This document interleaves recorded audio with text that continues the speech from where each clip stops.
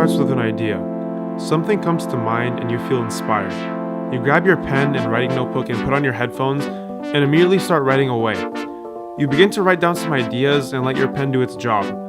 Next thing you know, you've turned what was once an idea into a story. But it's nothing more than a simple draft. Now you've got to turn this story into a script that's going to be revised over and over and over again until it is made perfect. Or instead, you might just take that outline in your notebook and just run with it and let the camera and story do its work. Sometimes, a few words and a structured idea in your head is all you need. And of course, now you find yourself in one of the most exciting parts of the process, what's considered the meat of the project, where everything takes place before your eyes, the point of no return, the filming process. You grab your camera, your tripod, your microphone, and everything else you need to make your idea come to life. Next thing you know, you're venturing out to capture and create something from your very own perspective. Something no one has ever created before, and it's your job to introduce it to the world. You set up your tripod, your camera, pop on that lens, turn on that microphone, and boom, you're ready to go. You're ready to hit that record button. But are you though? Nope. What about that ISO? And that shutter speed? And what frame rate are you looking at? Do you want your shot to be in real time? Or... And what about that white balance? You don't want your shot to look like it just came out of a sci-fi movie. Unless that's what you're trying to get at. Oh yeah, what about rule of thirds? I mean, I guess that's only if you need it, of course. Okay, you're now finally ready to hit that record button and proceed with creating something. But wait, are you even in focus? There you go. Now you're ready. Action. You see it all happen before your eyes. All the writing and creativity and pre-production just spills out in front of you and turns into a reality. You spend hours and hours trying to film something incredible just for the people to see and stimulate their minds. You ponder, you think of what type of shots will look good where, what specific angle will portray a scene the best. You think ahead to how will it look when it's a finished product, and you decide to try something different. Different framing, different lighting, different focus. Should the shot be landscape or close up? Should it be handheld? Should it be on a rig? Would it make sense to not use audio in this scene? You continue asking yourself these questions, but eventually you figure it all out as you go. You may have numerous takes for everything, but you know it was well worth it because what's about to come requires a lot of precision and accuracy. That extra take might just make the next step a little less stressful than it usually is. Once you finally finish filming everything for the day, you pack up everything and go home. But you know you're nowhere near done. You still have a rigorous task awaiting you as soon as you get back to your desk. You get home, put all your equipment down, and immediately start walking toward your desk. You feel overwhelmed at the sheer 20 gigabytes of footage you're about to look through, but you take a deep breath and know it's all going to be worth it at the end. You're just ready for the hours and hours of sitting in front of your computer editing away. You're ready to delve into the creative process. But before you really start editing your film, you've got to decide on what music you're going to use. This task usually varies. It can be either the easiest part of the film process because sometimes you know exactly what soundtrack you want to use, but other times it can be the hardest part of making the film. Sometimes you just can't find anything that will really fit your mood or the look you're going for. You really have to dig around for that perfect track, and sometimes it can take hours upon hours of searching. You search SoundCloud, YouTube, websites, and just about any resource you have. But once you find that perfect track that flawlessly fits your story, mood, and footage, you automatically know it's the one. The moment you hear it play, you know that it's really going to enhance the film. All that time you just spent searching for a quality song was well worth it. At this point, you officially find yourself in the jigsaw phase, where you connect the dots and make opposites attract. You open up Premiere Pro and import everything you shot today to your project. As you begin to sift through all the footage, you start to scheme how it's all going to look.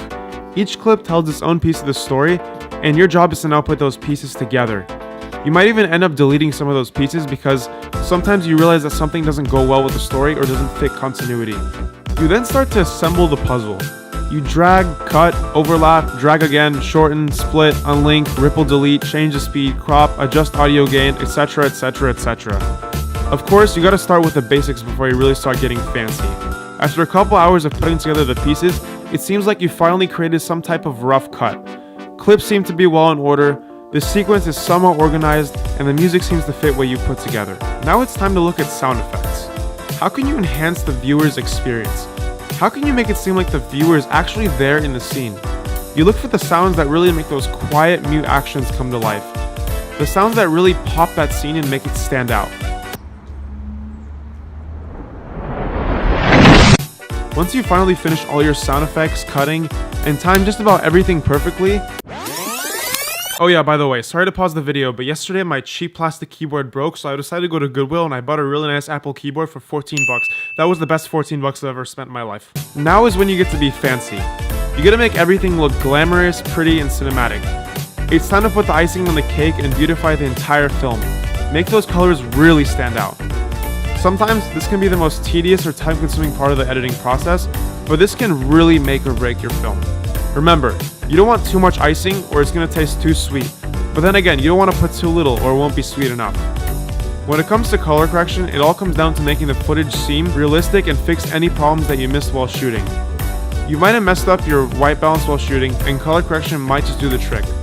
When it comes to color grading, it all comes down to a nice balance.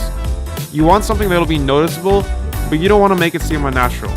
Sometimes you might need to fix exposure because the shot was too dark, or add some color temperature if the shot was too flat. But here's where things start to get real fancy. They say it all happens in the color grade. Before you actually delve into the color grade, you decide if your film is going to want to lean toward warmer, orangier looks to evoke a happy feeling, or lean toward a bluer color and give off a bit of a sad or negative feeling.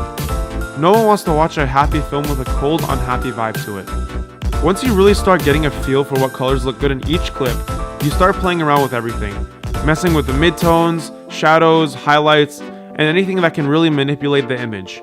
You bump the saturation a bit and add some contrast. Now it's really starting to look cinematic. But you're not done yet. You gotta make every clip look this way. You don't want one single clip to look different from the rest, right? Some clips have different levels of exposure, different colors, and different feels in general. You want to make sure everything flows well together seamlessly, and no colors seem to be out of place. After the whole color correction and color grade, it's now time to proofread everything. And by everything, I mean everything. Look at every single little detail, and make every little thing look perfect. When it comes to editing, you want to be a perfectionist. There's always something you can fix, even if it's the smallest, most unnoticeable thing. If you can spot it, that means anyone else can spot it. Sometimes, you don't see the tiniest errors until the very end when you've already finished editing. Once you've run through your masterpiece countless times and fixed every little thing, it's finally time to export. It's finally time to finish it once and for all and share it for the world to see. You look back at this beautiful creation you've just made and think about what impact it will have on other people's lives. Maybe it will inspire someone. Maybe it will be the start of something new. Maybe it'll be something that people will remember you for when you die. Just thinking about everyone that will get to witness the grind and the hustle and the amount of hours you put into this one project puts a smile on your face. It will forever be something that was created by you and only you, and will remain forever in the realm of history. But it doesn't just stop there. In fact, this journey of creation and filmmaking never really ends. It keeps going. There's really no destination. You make another film and another and another. You go through this process over and over and over and over again, and you never really expect it to change. Of course, it will vary in complexity and difficulty depending on the film, but in general, it's gonna be the same. When you love the process so much, you'll never get bored. There's always gonna be something new, some new experience or story you feel the need to capture and share with the world. Life always brings about new experiences, and you can never expect what's to come. Remember, a story has no beginning or end. Arbitrarily, one chooses that moment of experience from which to look back or which to look ahead. It's not about where you find yourself in the end. It's what got you there.